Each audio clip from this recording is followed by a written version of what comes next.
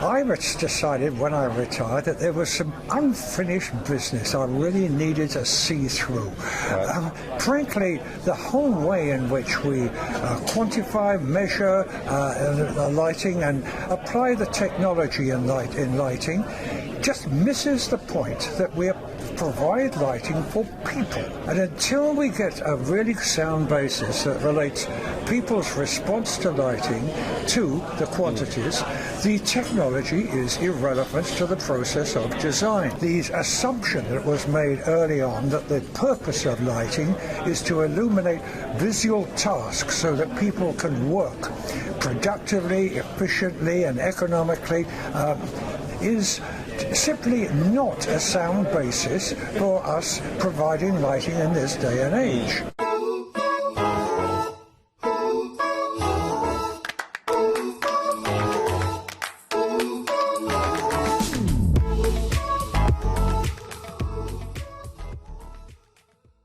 My name is Marnik Klaassen and welcome to our virtual lighting design community. We are at the IES event in Sydney and I have the pleasure to be interviewing Kit Cuttle. Kit, welcome. Thank you very much. So who is Kit and what does he do in his daily life? Well, right now I'm a retired academic and I decided when I retired that there was some unfinished business I really needed to see through. Frankly, the whole way in which we quantify, measure lighting and apply the technology in lighting just misses the point that we provide lighting for people. And all the standards we are working to seem to be all about illuminating a light meter. They're not about providing lighting for the benefit of people. Yes. We're just off target. We don't design for lux meters. Well, that is it. And until we get a really sound basis that relates people's response to lighting to the quantities, the technology is irrelevant to the process of design. And we need to stand back from this and get it sorted. Since I started on this, there has been coincidental with me, as my input, has been a distinct growth in people studying lighting in order to be able to make this relationship. And in particular, the assumption that was made early on that the purpose of lighting is to illuminate visual tasks so that people can work productively, efficiently and economically is simply not a sound basis for us providing lighting in this day and age. Generally speaking, if something's hard to see, a way of either making it easier to see or making it unnecessary to see is instituted. And what really matters is that we applied our technology to enable us to reliably meet our expectations for people's response to their surroundings and their environments. That is what we need to be doing. That was also the topic of your presentation, basically, Absolutely. right? Absolutely. So how do you feel people are responding to that? Well, in actual fact, I've been quite amazed because it involves a complete turnaround in so many aspects. The type of lighting that is seen to be efficient, by which people put in regular arrays of downlighters, and then that's simply because measuring illuminance on the horizontal working plane is the standard that people seem to feel that the standards require people to achieve. And as I say, the whole practice is developed to illuminate a light meter.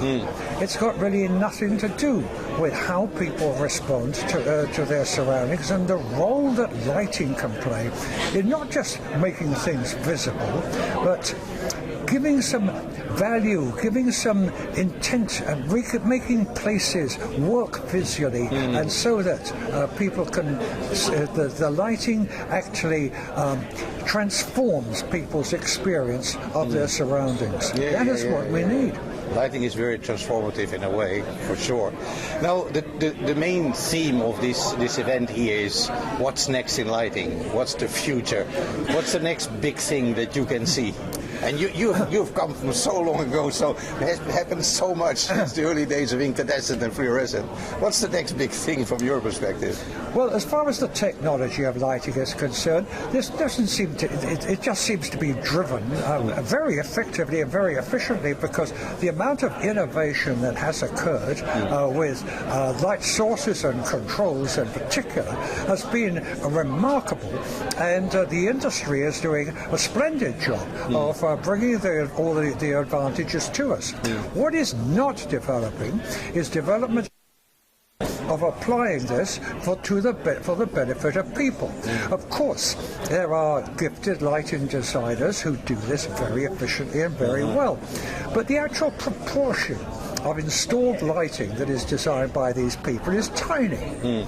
I want to get to a situation where it just becomes the normal practice for somebody, whoever designs or puts together the lighting installation, to stop and take a good look at this, thought about the place, and come up with a solution that actually relates to the specifics of that location. As it is, standard lighting designs are simply rolled out. I was introduced to this myself because I spent the first 6 years of my life in lighting working for a lighting manufacturer, providing a so-called free service to people who got in touch with the company, and I know perfectly well how it is done. You just take space after space, you work out a grid, you sort out the luminaires, you do a calculation to work out the lamping to go into it.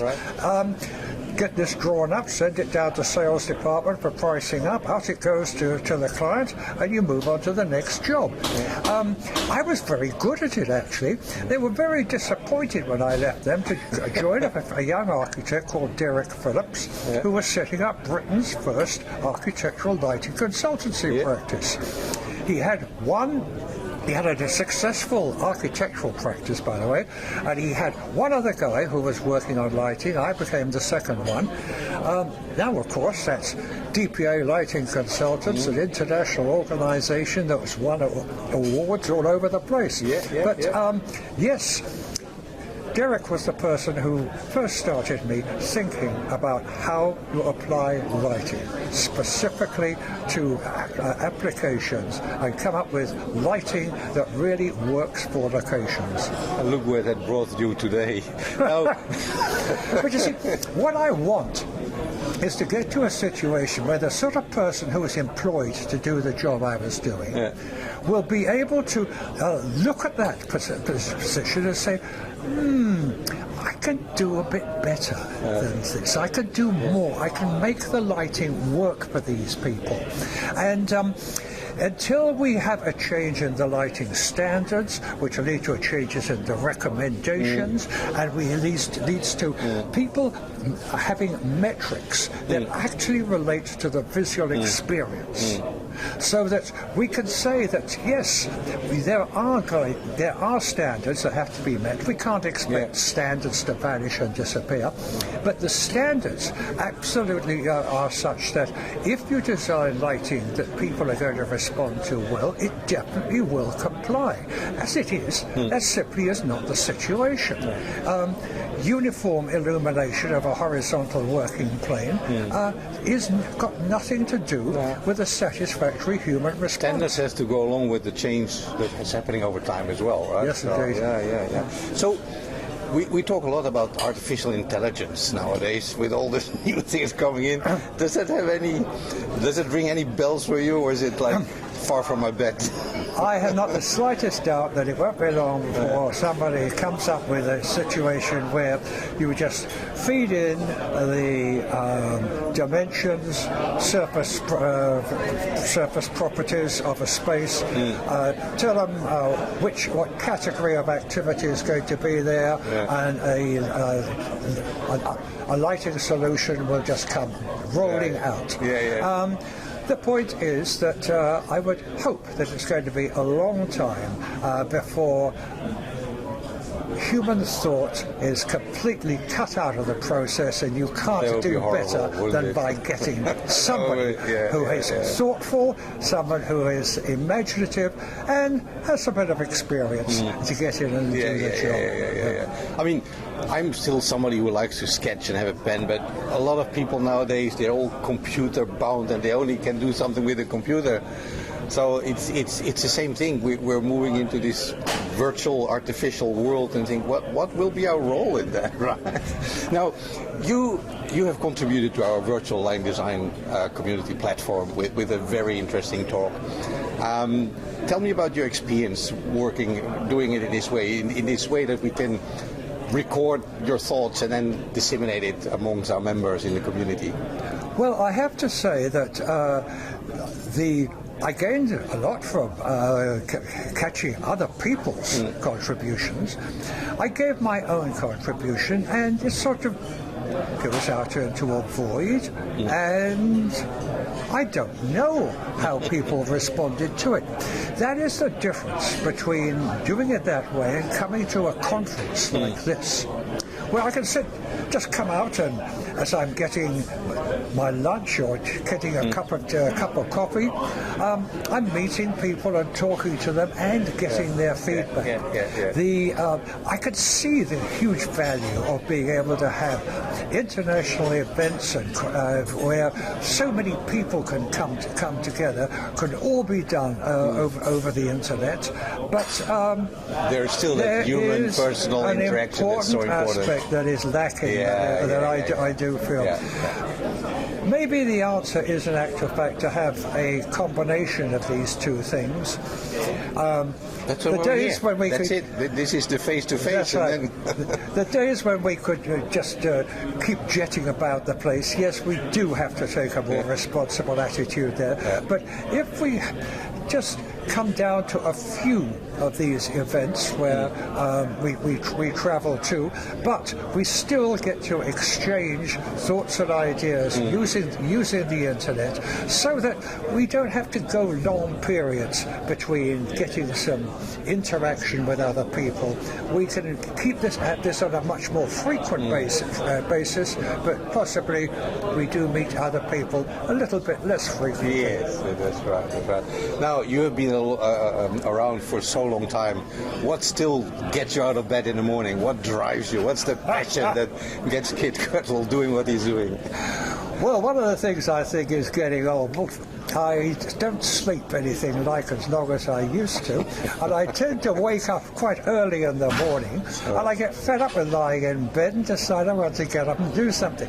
My wife, she still sleeps well, and so we've had to come to a little bit of a compromise. But in actual fact, before breakfast is one of my prime times when it's absolutely quiet. I've often been lying in bed for an hour or more thinking about what I'm going to do, and I can get down to a bit of good writing then. But really, the whole of the business of seeing this lighting, design, objectives, procedures is a thing that, yes, it has made retirement definitely not a boring time of my life, because I have been I'm just amazed, in actual fact, at the response that's occurring there, and how even the people who write the lighting standards, who I've always thought of as being very difficult people to approach or to influence in any way, are in actual fact taking interest and noting this. We can't go on like this any longer, pretending that the sole purpose why we provide lighting for is enabling people to perform difficult visual tasks efficiently and comfortably. No. We absolutely have to break away from that, and I think I can see a lot of signs now. It's happening. Of this happening. Yeah. Now, one last question. We're all now in a period of change with the new, the smart world coming to us. If there's one thing you could change right now, if you had the ability to change something, what would that be? lighting standards. Lighting standards. The whole business of doing a job where the engineer in charge who comes round and checks that the air conditioning, the ventilation system, the noise control, the sound system and the lighting are all working properly and in accordance with local standards, even if they're not mandatory. They have to be signed off by an engineer who pulls out a light meter, holds it about waist high, wanders around the place and just sees that the numbers pop up in accordance with the standard. And this is just so frustrating to someone who has designed a distribution of light that really works and relates to a space and makes it come alive. There you go. Things for you to do still things that. Kit, thank you so much for this very nice discussion. Thank you. Thank you, Martin.